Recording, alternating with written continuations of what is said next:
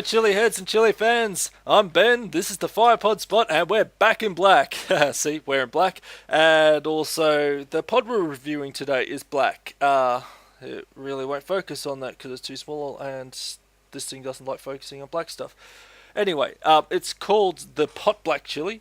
It is a new one that's just come out of England. Actually, it just got released last year, and half of last year, and it is a cross between, as far as I know, the Hungarian Black Prince, although it might be.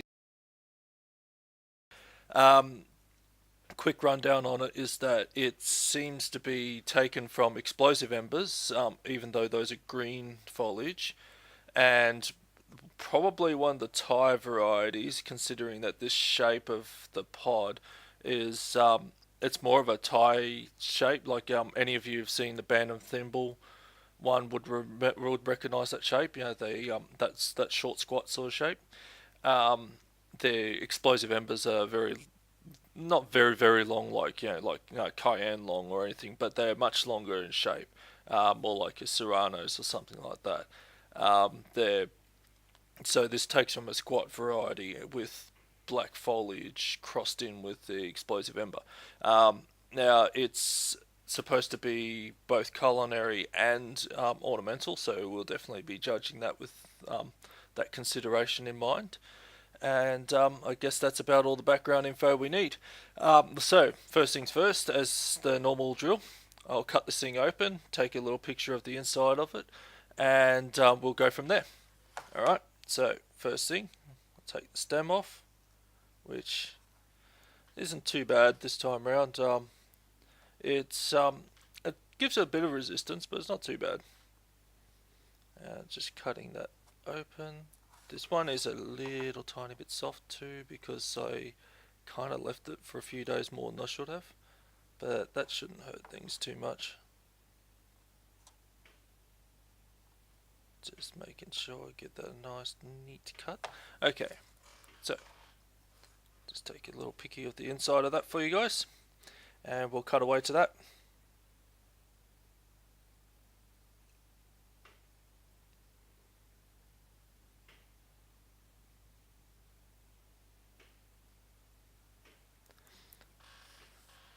Alright then, so pictures are taken. I might just do one more just to be sure. This thing's very red, and in this light it's actually causing a few problems. Alright, that should do it. So, one thing I'll point out straight away, it's got some very nice, they're very large and very neatly organised seeds in that thing. Now what that means is that if you're cooking with it, that will be really easy just to run a knife up the inside of that, and they'll all pull out because they seem to be in rows and they actually fall out quite easily too. Very desirable traits if you're looking at de-seeding and cooking with these things. And I noticed that this thing has a very thick wall on it too. Compared to the other ornamental varieties I've had so far, this one's it's very thick and very juicy. Actually, I will do that because I keep neglecting to do it. But there's there. See how there's a little bit of a wet sheen on there. I'll try and catch that better in the light. It may not show up so great on this camera, but there's just a tiny bit of a wet sheen on there. Now, what that tells me is that it's both oil and like watery juice in there, which means that this thing should deliver its flavour quite well too. Just have okay. So it's got a very bright capsicum-y sort of smell to it. Like it reminds me of a red bell pepper, but smells like it could be actually kind of sweeter. I don't know. Maybe that's just the way it smells. But it does. It has a brighter, sweeter sort of smell than even bell peppers. So this could be quite a treat. Alright, without further delay, let's go.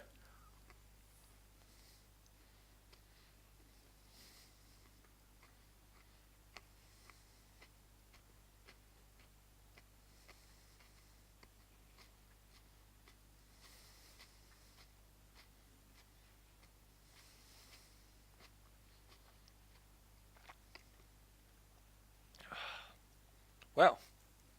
Okay, I wasn't expecting that. Um, this thing's punchy. It's Like the flavor's really good, but I'll get to that in a sec. But wow, that's still building up. I really, really did not expect that from this thing. It's actually it it lights you up pretty good. It's actually, I would dare say, hotter than some Thai chilies.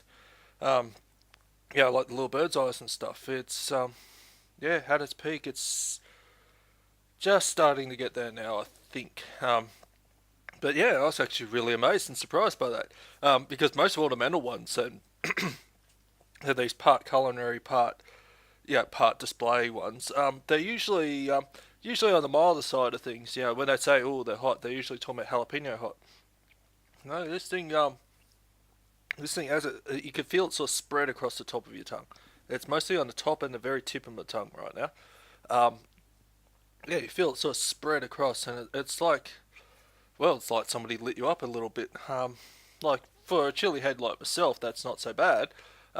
It's pretty mild by my standards of what I can handle, but I wasn't expecting it. And it's a sharp burn on that thing too. It's not super violent, but yeah, it can give you a bit of a nasty shock if you're not used to chilies and that. So yeah, just be wary of that if you're not used to eating hot chilies. All right, so flavors on that thing. Now that thing was really tasty actually. It um it was like a brighter um bell peppery sort of taste. It smelt sweeter, but it didn't taste quite as sweet as some of the sweeter varieties of bell peppers. Although I will say that there are some varieties of bell peppers, such as some of the ones I found in supermarkets, that yeah, they don't come near it. So it sort of sits in the middle of the bell pepper sweetness, which is really good. Um, the flavor is it's very much like a capsicum flavour, but without the greenness to it. There's no, it's hard to describe, but there's this very sort of vegetably green flavour that you get out of a lot of chilies and things like that. Um, it reminds you of fresh cut grass, that smell. It doesn't have any of that at all in there. It does have just a tiny bit of like almost like a fruitiness to it, but it's not like you're going to get off habaneros and things like that. But it is very pleasant to eat that thing. It's very nice chili, and yeah, with all the like as I mentioned earlier on, it had quite a bit of oil content as well as water, and you definitely notice that like when you eat the things that it will spread and it will stick around for a bit. Um, Not just the heat, but the flavour as well. Like that spreads and sticks, and I find that that's usually a good trait to have when you're cooking with them. Like if you're doing, say, a stir fry or something like that, it will spread and incorporate itself into everything quite well. Whereas the more watery ones aren't quite as good for that, um, because most of the things that give chilies their flavours and their heat are all oil based rather than water based. So yeah, this thing's actually quite good. Um, very, very nice little chili. So recommended uses for that thing. Definitely, as I said before, stir fries. Yeah, that would go really nice. That nice bright flavour, that little bit of sweetness to it. Um, it would work rather well for substituting for the way you would normally use bird's eyes, or some people use the other Thai chilies for stir fry. Yeah, sure, that would work rather well. Just bear in mind it is actually hotter than the Thai bird's eyes are. So like not habanero hot. It's not that high, but it is a little bit hotter than Thai bird's eyes. So just if you don't mind hot and spicy food, yeah, sure, go nuts. It'll be fine. Um, if you don't like it at all, you're gonna have a problem with it if you overdo it. So just go a bit easy. But then again, from experience, I've found that most people who don't like really hot and spicy food won't mess around with bird's eyes anyway. So um, it should be safe and it should be fine.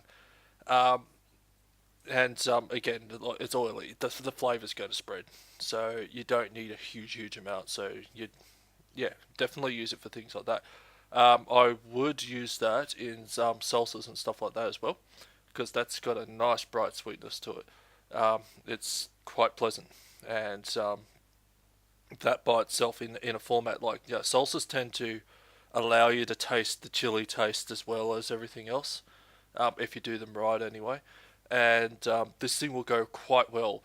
I would say that if you want to make a hot salsa that's inspired by the ones that use red jalapenos for instance, this thing will go really nice with that. Um, it's yeah, like I said, it's just that sort of flavour that it will pop quite nicely with that little bit of onion and stuff like that you put into salsas. Yeah, that'd be very nice. In salads, maybe some salads. Yeah, yeah, it tastes pretty decent, and again having a similar but not as green sort of taste as bell peppers or capsicums to some of you. Um, it will it will come up nicely in salads. It's just because of the heat of it, you just have to watch for what else is in the salad. Like if it's got a lot of subtle flavour and things like that, it might just overrun it a bit in that sort of format. So yeah, like you can do it, but I wouldn't say it's best use. So anyway, that's about all I could say on the ebony ember. You can find those things here in Australia. We're just starting to get them in places like our Bunnings. Yeah, it's like a hardware store with a nursery.